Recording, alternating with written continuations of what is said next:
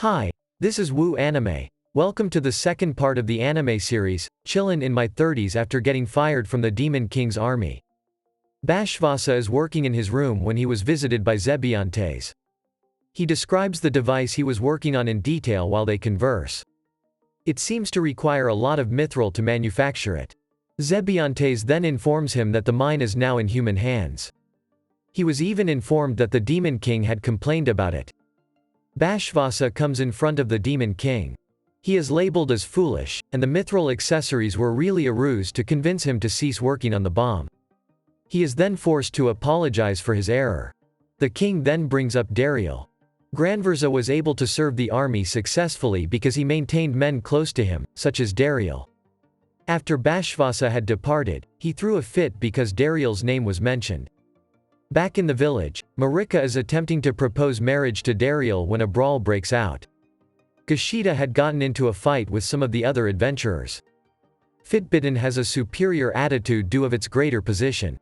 Dariel eventually picks a quarrel with them by mentioning how the death scythe wound up near the village, claiming that Kushida was the one who discovered it. Kushida then mentions that Dariel was the one who defeated it. Later, during the feast, Kushida tells Marika drunkenly about Fitbitten insulting Dariel. This prompted Marika to draw her sword and threaten to kill him while Dariel tries to prevent her from doing so. She makes a mistake and calls him her husband, then goes away embarrassed. Kushida then continued to drunkenly declare that no one but him would marry Dariel. Dariel is requested to act as a middleman between the official and the knockers. After requesting the knockers to listen to what Bestfried had to say, he had nothing else to do. Dariel then encounters Fitbitten and his group after exiting the mine. They converse for a time until some demons use magic to be heard by the knockers. Dariel rushes over to investigate and is reunited with Rizit. After a brief conversation, Dariel discloses that he is a human. Rizit attempts to get Dariel to return after a brief conversation. He tries to persuade Dariel despite his refusal. Dariel suggests that the demons buy the mithril. Bestfried is perplexed, but he listens to what Dariel has to say. Assuming that humans will have a monopoly on the mines this time. They have the ability to decide the price of the mithril they sell to demons. According to Rizit, the demons have no problem utilizing money to get the mithril. Fighting over it would be counterproductive for both parties. Fitbitten objects to the notion and attempts to assault Rizit. Dariel stops him, declaring that no more blood would be spilt over the mine. Bestfried reprimands Fitbitten and continues to bargain with Rizit. Later, Rizit and Dariel are conversing together, and they both agree that it would be perfect if the two races stopped fighting. Bestfried makes a request to Dariel to reopen the mithril foundry, but Fitbitten has already staked his claim to the facility on behalf of the Campbell City Guild. Smith, a mithril blacksmith, was sent by the Central City Guild to the foundry to work there.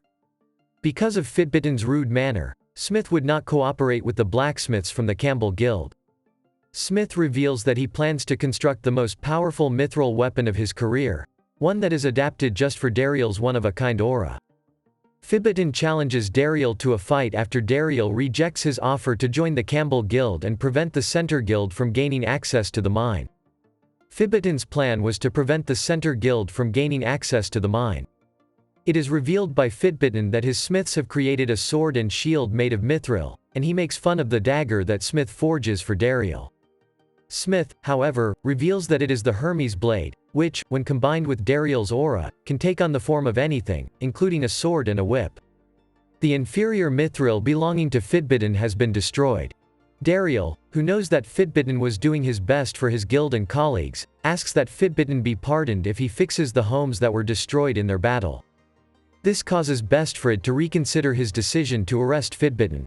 Marika is able to overhear Bestfried offering an employment opportunity to Dariel at Central Guild.